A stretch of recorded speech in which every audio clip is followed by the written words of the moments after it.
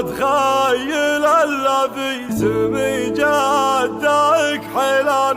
وماخذ من الصيت اللي ما ينوخذ زيه، وجده دخيل الله بن فالح العدوان، بو فواز يلي ما تخيبها قوية، بو فواز يلي ما تخيبها قوية.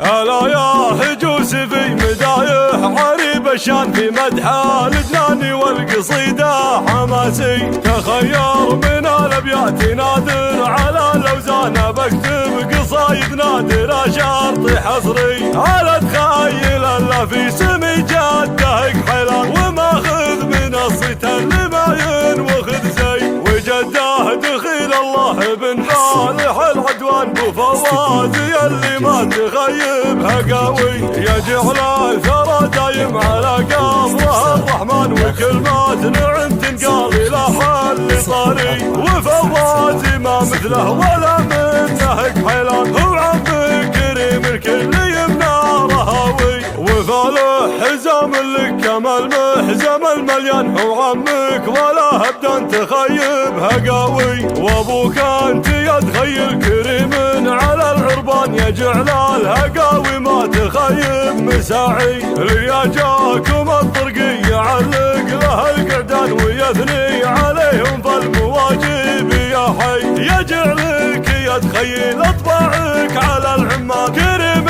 شجاع ما تهابه تبدن، كريم شجاع ما تهابه تبدن. ألا يا هجوس في مدايح عريب الشان، في مدح الجنان والقصيدة حماسي، تخير من الأبيات نادر على الأوزان، بكتب قصايد نادر شرطي حصري، على تخيل الا في سمي جدك حيلان، وماخذ من الصيت اللي ما ينوخذ زي، وجده دخيل الله بن فالح العدوان، بو فواز يلي ما تخيبها قوي، يجعل الثرى دايم على قبره الرحمن، وكلمات نعم تنقال الى حل طري، وفواز ما مثله ولا منه حيلان، هو عمك كريم الكل يمنى رهاوي، وفالح حزام لك كما المحزم المليان، هو عمك ولا هبدا تخيبها قوي، وابوك انت يتخيل كريم